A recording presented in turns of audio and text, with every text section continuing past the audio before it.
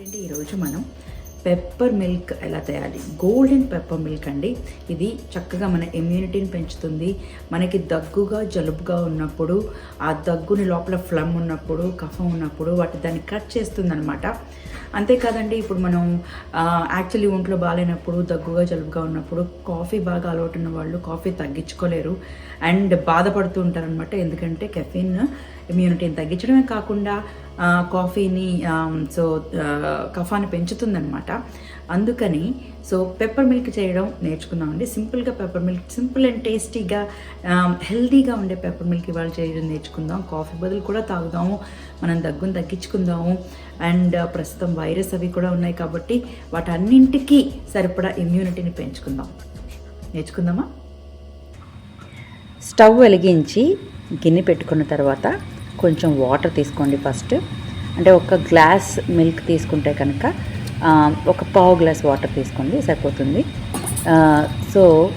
ఎందుకంటే వాటర్తో పాటు బాయిల్ అయితే దాంట్లో ఉన్న పాలల్లో ఉన్న దోషం కూడా పోతుందంటారండి. అందుకని కొంచెం వాటర్ వేసుకోండి. దాంట్లో చిక్కటి పాలే వేసుకోండి. అప్పుడు బాగా ఎలాగూ బాయిల్ అవుతుంది, చిక్కగా అయిపోతుంది కాబట్టి పాలు కూడా దగ్గర పడిపోతాయి. అండ్ కొంచెం మిరియాలు, ఒక 10 గింజల వరకు మిరియాలు, తర్వాత ఒక 4-5 క్లోవ్స్ అండ్ ఒక 3-4 యాలకులు తీసుకుని చక్కగా మెత్తగా నూరేసుకోండి. ఆల్రెడీ మీరు కావాలంటే గ్రైండ్ చేసేసుకుని ఇలా ఒక పౌడర్ లాగా కూడా చేసుకోవచ్చు. నేను ఎప్పటికప్పుడు ఇలాగా చిన్న రోల్ ఉంది నాకు దాంట్లో చేసుకుంటాను అనమాట ఎప్పటికప్పుడు.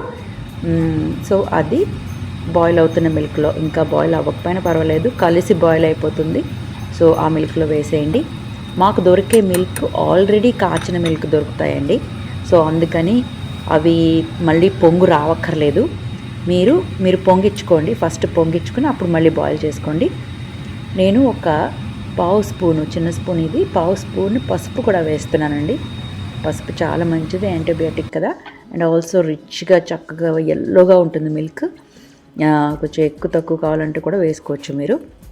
టేస్టీగా ఉంటుందండి. అసలు బాయిల్ అయిన తర్వాత మీకు ఏమీ తేడాగా అనిపించదు, చాలా టేస్టీగా ఉంటుంది. ఎందుకంటే యాలకులు కూడా వేస్తున్నాం కదా మనం. చూసారా ఎంత చక్కగా ఎల్లోగా ఎంత బాగా వచ్చిందో. మధ్య మధ్యలో కలుపుతూ ఉండండి, లేకపోతే అడుగంటిపోతుంది అనమాట.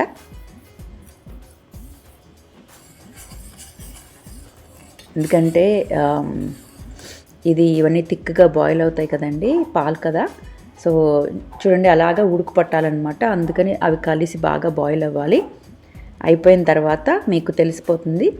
అప్పుడు మీ టేస్ట్కి తగ్గట్టు ఒక 2 స్పూన్స్, ఎందుకంటే పెద్ద కప్పు తీసుకున్నాం కదా మనం, 2 స్పూన్స్ ఇది బెల్లం పౌడర్ అండి. నేను బెల్లం పౌడర్ వేస్తున్నాను. పంచదార కంటే బెల్లం మంచిది కదా, అయర్న్ ఉంటుంది.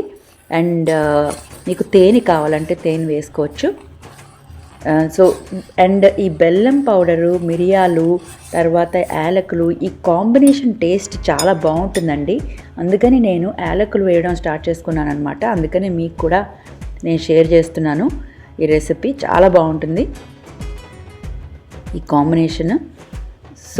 రోజు తాగొచ్చండి, ఇది ఏం పర్వాలేదు. ఎక్కువ కొంచెం దగ్గొచ్చే వాళ్ళు రోజు తాగొచ్చు. ఇలాగ వడకట్టేసి ఇచ్చేయండి పిల్లలకి హ్యాపీగా. ఇంకా వాళ్ళకి లోపల ఏం వేసామో తెలియదు. కాకపోతే ఈ మీగడ చాలా బాగుంటుందండి. మనమైతే పెద్దవాళ్ళం వడకట్టుకోకుండానే తాగొచ్చు, ఎందుకంటే దాంట్లో అప్పుడు మిరియాలు వస్తూ ఉంటాయి కదా. వేడి మీద తేనె వేయకూడదండి, అది మాత్రం గుర్తుపెట్టుకోండి. చల్లారాక వేసుకోండి తేనె వేసేటట్టయితే. టేస్టీ హెల్దీ గోల్డెన్ మిరియాల పాలండి. Pepper milk ready. ప్లీజ్ అందరికీ షేర్ చేయండి అండ్ ఒక్క లైక్ కొట్టేయండి, సరేనా? బాయ్.